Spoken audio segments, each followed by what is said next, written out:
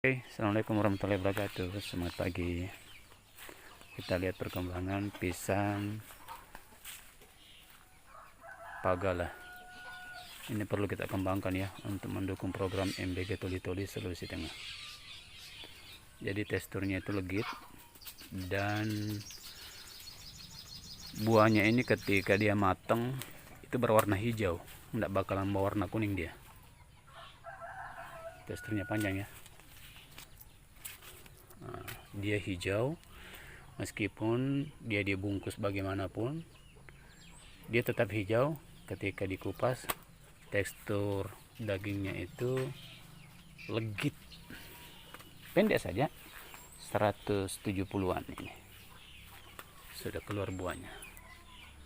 Oke, mari kita budidayakan tanaman pisang agar kita bisa membantu program MBG Toli-Toli.